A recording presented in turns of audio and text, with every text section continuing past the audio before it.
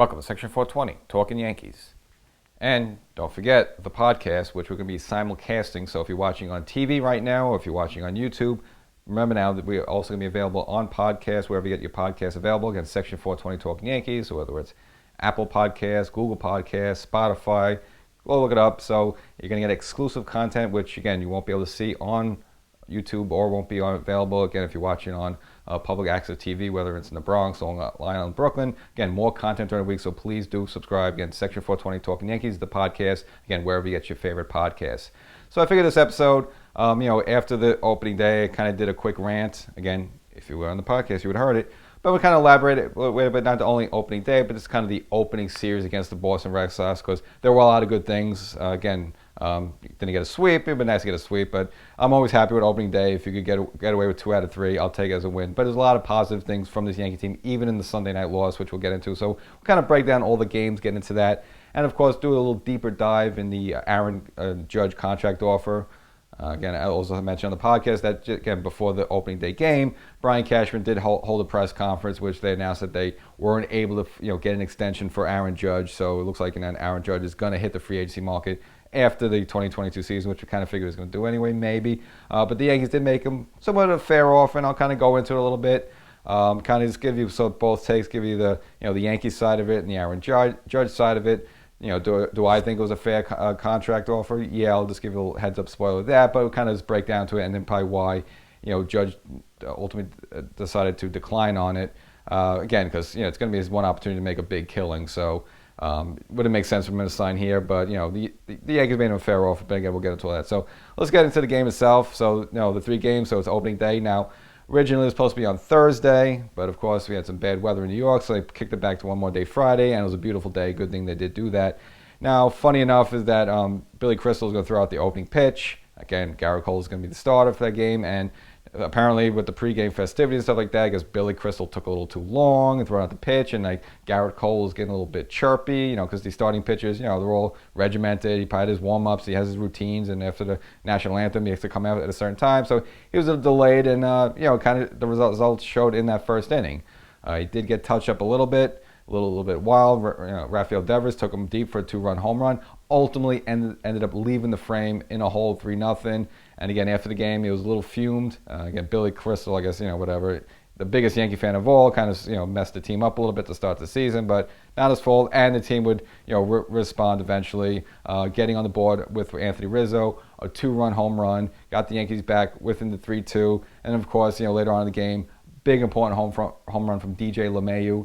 Again, I said going into the season that I think he was going to be really probably the biggest factor of this team really bouncing back, and he had a miserable 2021. So it's just good, in the spring, there's a lot of good reports that he was just driving the ball to right field, again, stuff you didn't see him doing last season. So looks like he's getting healthy, and of course he goes deep in that game as well. Just a very good sign. And, not to say I told you so, but again, I was very big on the Yankees bringing back Anthony Rizzo, and he paid off again in game 1, and he'll pay off again in game 2 with another 2-run home run. Just a lot of good leadership, and just to have a whole season of him in there in that lineup is going to be a very positive team, not only defensively but offensively. Again, left-handed bat in Yankee Stadium doesn't take a rocket scientist, and of course the first 2 games he does go deep in the stadium. So the Yankees do end up having to go into extra innings to get the win, and it was a good gritty win for the team. Just because they did fall behind in extra innings, and it was just good for them to sort of not say they always mail it in, but just they really fought for that win. Chapman looked good. The entire bullpen really in general looked good. Really just picking up from last year. And we kind of knew going into the season the bullpen wasn't going to be an issue.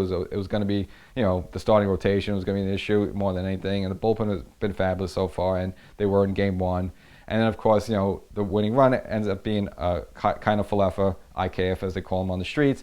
He was the ghost runner in the 11th inning on second base, and another new Yankee, Josh Donaldson, singles him in, nice single up the middle. IKF is able to score, and the Yankees have a nice walk-off win, 6-5 win, thrilling win for opening day against the rival Boston Red Sox. So you really couldn't ask for anything else. I mean, the Yankees gave you everything in that game, and it was just a good, exciting win.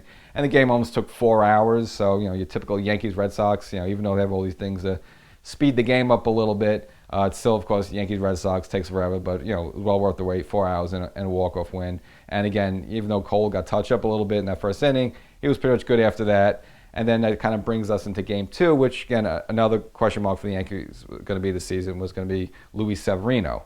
Obviously, if the team's going to go anywhere, Cole's going to be Cole, but you need Severino to be equal to Severino we know from the 2018, 2019, before he started having all these injuries. His first game at back end, it's only one game, but he delivered well. Went 3 innings, did give up a 2-run home run, but was pretty good. In fact, in the second inning, he gave up like a bloop single to Trevor Story. It was a ball that Joey Gallo probably should have caught him. It wasn't a routine play; it was a diving catch, but the ball kind of went past his glove. So again, maybe a little early season, a little rust for Gallo, even though he's a Gold Glover. But even though it was a run on second base, Severino K'd the next 3 guys, got out of the inning, kind of looked like that old Severino. So very good sign for the Yankees. And as a game, the Yankees eventually going to win 4-2. Again, another 2-run home run by Anthony Rizzo. And of course, I got to mention also in game 1, Giancarlo Stanton, who just loves hitting home runs against the Boston Red Sox. He just has a thing for that. Hit one in game 1 as well as in game 2 as well. And then the Yankees have a kind of, a meek, kind of ho-hum, kind of 4-2 win. But take those first 2 games, and game closed out by a roll to Chapman. So again, Chapman off to a pretty good start, already with 1 save. Again, 2 appearances, looked fine. And that was kind of the situation last season with roll to Chapman. Got off to a great start, and just for whatever reason, around June, just kind of hit a wall, and it really took him a while to find himself again. So we'll see if that happens again with Chapman, but so far, looks like he's on a good roll. And also it's worth mentioning with Rizzo, just a clubhouse leader, again, a former, World Series champion with the Cubs. And there was a situation in the first game, again, one of the newest Yankees, Rob Marinaccio, again, a hometown guy from Toms River, New Jersey, was on the mound, struggling a little bit, threw 5 pitches out of the zone. And Rizzo kind of came over to him and said, hey, look, your stuff is good enough to be in the majors, otherwise you wouldn't be here. Give him a little pep talk. And then, of course, Marinaccio was able to get out of the jam. So, again, just little things like that where I think this Rizzo was really just a good addition to his team. And, again, a good move by Cashman. So the Yankees take the first 2 games now. Game 3, had Montgomery on the mound. It's not someone you have really question marks about. It's just, can you just give us innings and, keep the score close? That's kind of what you expect out of a 4th or 5th starter, which he kind of is. And unfortunately, early on in the game, he did take a comebacker up the middle, 100-mile-per-hour fastball off the knee, but he was able to stay in the game. Got touched up a little bit for 3 runs, and again, as a game, the Yankees ultimately lost 4-3, and they were behind the whole time, and they had a couple of rallies, late, put a few runs on, but could never really get the big hit. And really all weekend, I mean, Judge came up in a big spot, and he got a walk, but great, but really didn't do much with the bat the opening day weekend. So, and you did hear little chimings of boos starting to come up a little bit in discourse, but I guess with the contract talk, and then of course not really having a great opening weekend, so you can kind of understand that a little bit. But again, the Yankees unfortunately couldn't come away with the sweep, and you also got to give some credit to the Red Sox left fielder Alex Verdugo. I mean, all weekend, amazing diving plays and some amazing plays out in left field. And a couple times the Yankees had some rallies going Sunday night, but Verdugo came with some big catches against a big one against Josh Donaldson. So, he really, for the Red Sox, I mean, Verdugo was just amazing in the outfield, with the glove. And unfortunately, the Yankees couldn't come with the sweep. But you kind of would like, again, you'll take it. You'll take 2 out of 3 against the Red Sox. Against the Red Sox, the team that kind of knocked the Yankees out last season in that 1-game playoff or do-or-die game. And of course, the opening game, they threw Eovaldi out there who's, kind of shut the Yankees down lately and tough to figure out. But good to see Rizzo and Giancarlo touch him up for a couple home runs. So good to smack around Eovaldi a little bit, just get a little revenge there. And again, a good opening day weekend for the New York Yankees. And this, even in the game they lost, at least they scored some runs. It wasn't like, remember the Yankees last season, just with the lineup, it was just very right-handed, none of lefters in there, very, very lame, and just pretty much, throwing up a lot of zeros on the board, not scoring much runs, not putting across much. It's just good to see the Yankees in all the games. Now, I mean, yeah, they hit their home runs, but they did a lot of things as well. Just little hits here and there, a little clutch hitting, some good defense here and there as well. So it's just good, solid games. Not blowing a team out, but also not getting shut out themselves. So if this Yankee team could play like that, maybe score 4 or 5 runs, the pitching staff is good enough to shut down the other team. And if that was just a litmus test of what this team's going to be for the rest of 2022, you're going to like that. And again, they're probably going to win way more games than they'll lose if that's going to be the case. And again, if everyone can stay healthy. So before the game, as I mentioned, game 1, they did have the contract with Aaron Judge. So I'm going to break that down a little bit, kind of get into both sides of the situation, of Aaron Judge's point of view, the Yankees' point of view, and whether or not I thought it would be a fair offer for the possibly what we think the future Yankee captain, should he take that offer or not. And a quick side note, remember to subscribe to Section 420 Talkin Yankees, the podcast, available wherever you get your podcasts, wherever you get your favorite podcasts. Go there, type in Section 420 Talkin Yankees. You'll see it and be available more content throughout the season, again, beyond what you see on YouTube or if you're watching on television somewhere. So you get more rants during the week, more opinions, more news, more updates, maybe the F word once and twice, but we'll see what happens. But again, make sure you subscribe to that. I'm just going to repeat until you do it. So again, Section 420 Talkin Yankees. Now back to the Bronx Bombers.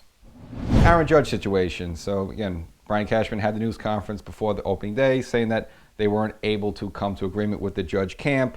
And kind of interesting, in a way. So typically, again, well, most situations, usually, you don't have this sort of announcement where you get into the details and the numbers. And apparently, Aaron Judge wasn't happy that Cashman disclosed the details of the Yankees offer. But what it was going to be, well, even back before that. So technically right now, Judge is in arbitration, which usually you handle in spring training. But of course, this year was a little tricky with the lockout, and spring training got off to a late start, and it was a condensed version. So wasn't usually a timetable we have for an arbitration. So, this is the final year of Judge's contract. So basically an arbitrator has to look at his numbers and see what he's worth market value wise. So what this, and it's still being negotiated with it. So, it's funny, he's playing the season, but he really doesn't know how much he's going to make the season. It's kind of interesting enough. So now this Yankee contract was going to include a $17 million sort of arbitration for this year. Now Judge, supposedly the camp is looking for $21 million, so they were kind of for that. But the way this contract was structured, it was going to give him $17 million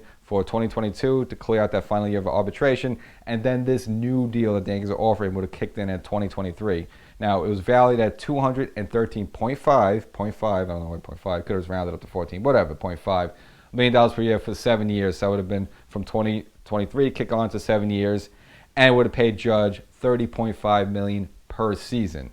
Now, I guess for me and you, that's a chunk of money to take that any day, but unfortunately, Aaron Judge and his camp did turn it down. Now, there's kind of conflicting stories of perhaps maybe he wanted a longer-term deal, but now it's seeming that the latest word is that wasn't really the length of the contract, but it was how much per year he was going to get paid. Again, he was going to get $30.5 million. Supposedly, he wants sort of like Mike Trout /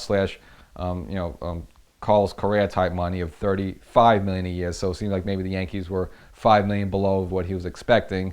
So it's kind of a weird situation. So I think it was a brilliant move by Cashman just to put it out there because they took a lot of heat during the offseason. A lot of people felt the Yankees were being cheapies, and they didn't go after Correa, and they didn't really spend much money. They didn't, go after any of these major free agents. We saw, Trevor Story go up to Boston, not that they actually needed him, but I think fans will get a little antsy with Hal Steinbrenner and Brian Cashman. So I think it was a good move just to put it out to say, hey, look, we like Judge, we want him back, we made him.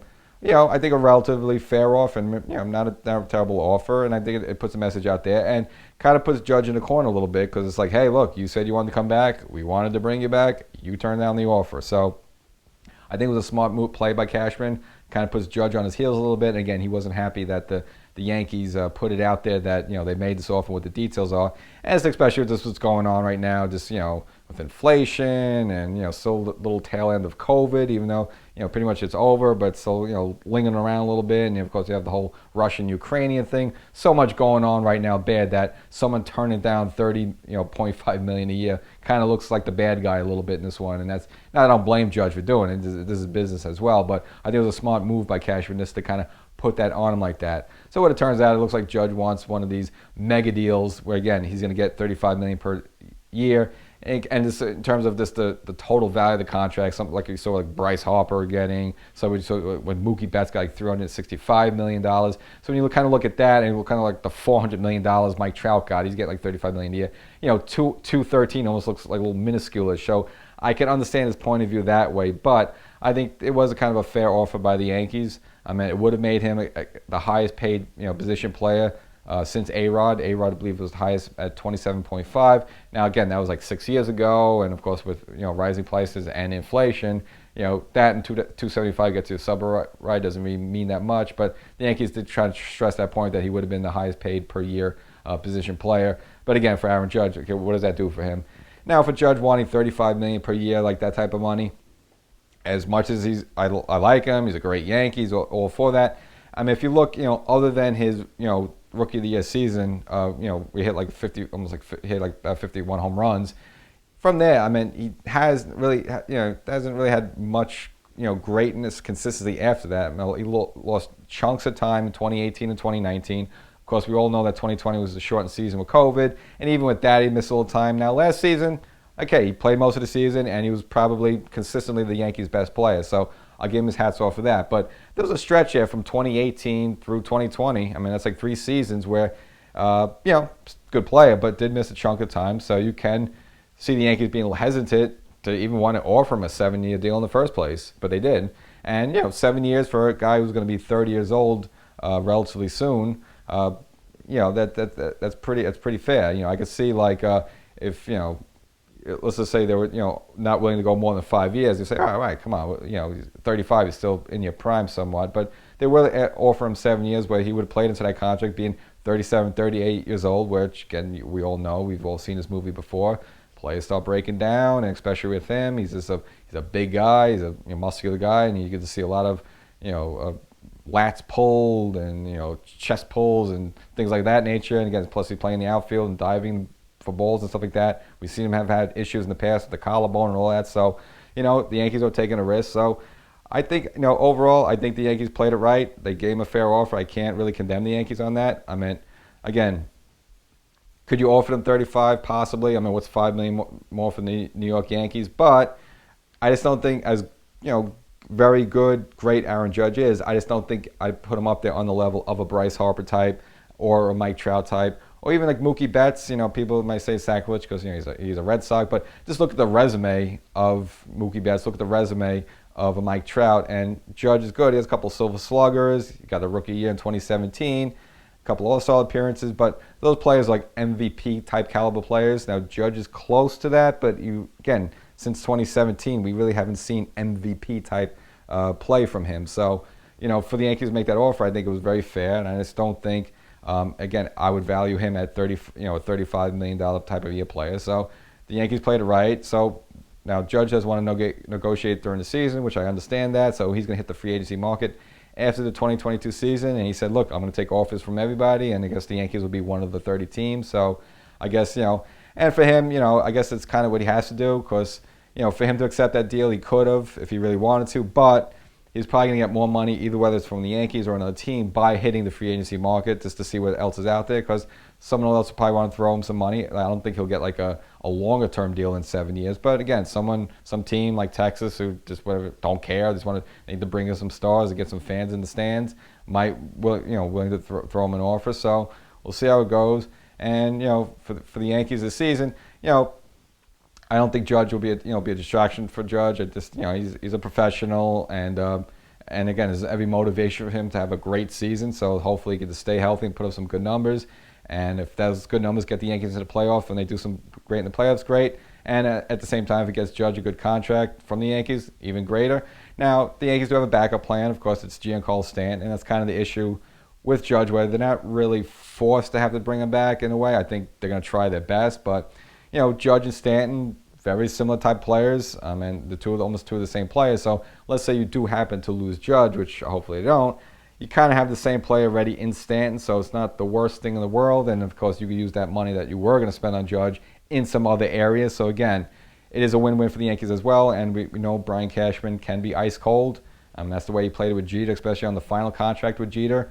He made Jeter an offer. Jeter seemed to like it. Even, again, the Yankees made the numbers public. Same thing they did with Aaron Judge. And I guess Jeter might have kicked some ties around. I don't think Jeter would have ever left. But ultimately, Jeter did accept the deal. And probably more or less what's going to happen with Aaron Judge. I think the Yankees will probably make a similar offer, more or less.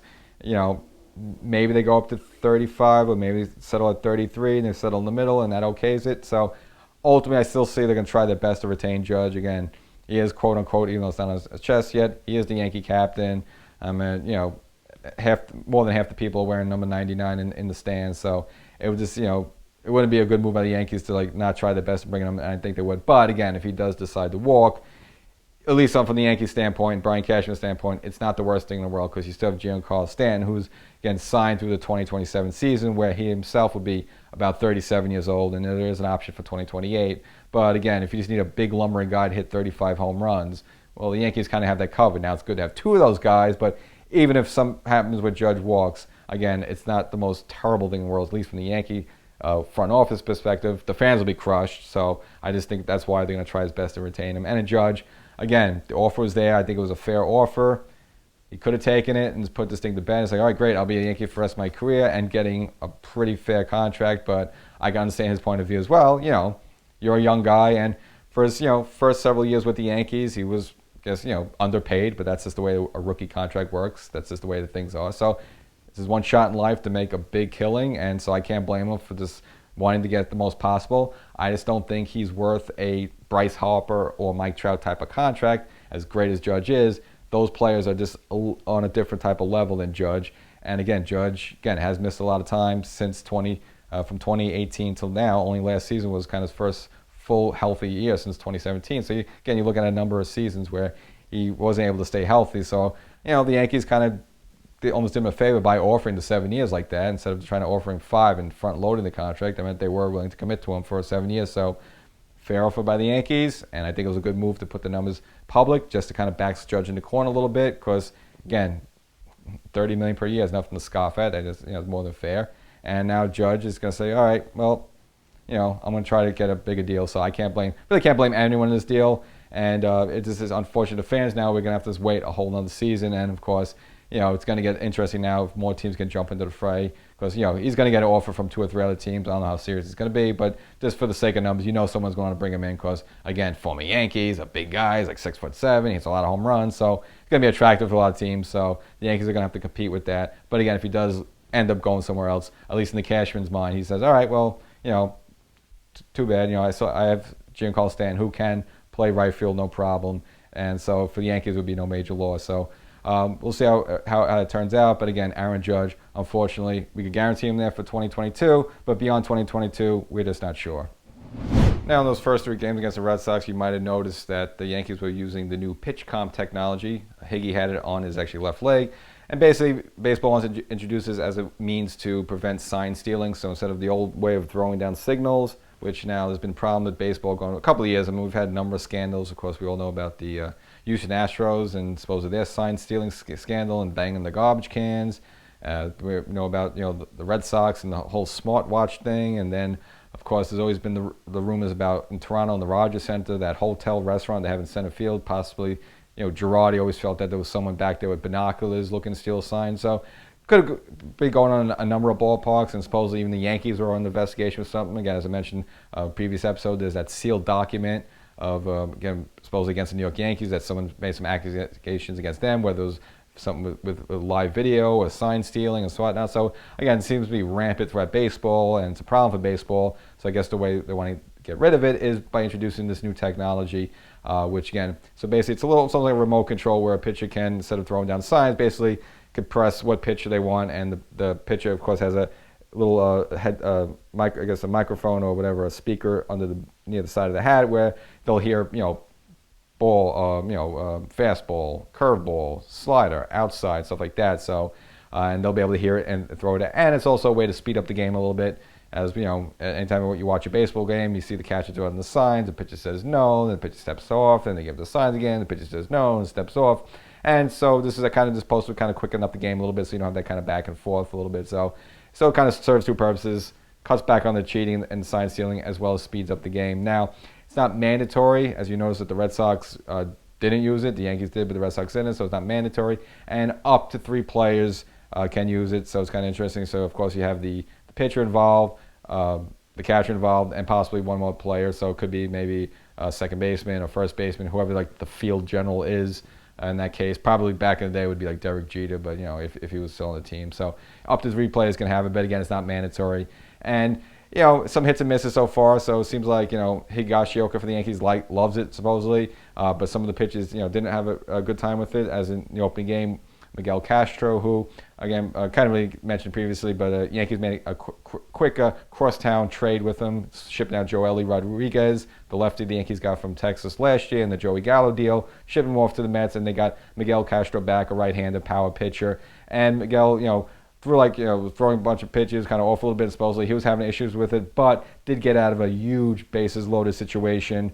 Came back to strike out to get out of a major jam. And then supposedly in the second game, Severino was having some issues with it as well. So still some kinks to work out with the thing, and it's available in both English and in Spanish. So, plenty of Spanish players as well. So it is comparable for both players. And if you see this little device, it looks like a piece of plastic. You might say, well, what if there's a foul tip, a foul hit off the catcher's leg? Well, suppose this thing is like, bulletproof, where even if you hit a foul ball off it, it's not going to break the thing and shut down the whole system. So it's supposed to be very durable. So again, they're just testing out this season, so we'll see how it goes. And just in general, baseball is just trying to button up on a lot of these things, like players having little like notes. Like you remember Gary Sanchez used to lift his arm and have little pitch counts things and little notes on each players and hitters, stuff like that. Baseball really wants to limit this type of stuff, just kind of button it up a little bit, because again, there's been various allegations, whether against the Yankees, against the Red Sox or Astros, there's cheating. So at least this thing now keeps the game a little, again, just keeps things, you don't have to worry about teams stealing signs, and of course speeds it along a little bit, even though that first game between the Red Sox and Yankees took 4 hours. But of course that's also 2 innings of extra innings involved as well. So thanks for joining us in this episode. Again, good start for the Yankees, at least opening day, opening weekend against the Red Sox, and again, a lot of good stuff to take away from that. Again, didn't go long, but relatively good start for Cole. Blame first thing on Billy Crystal. We'll give him blame, but other than that, he was good.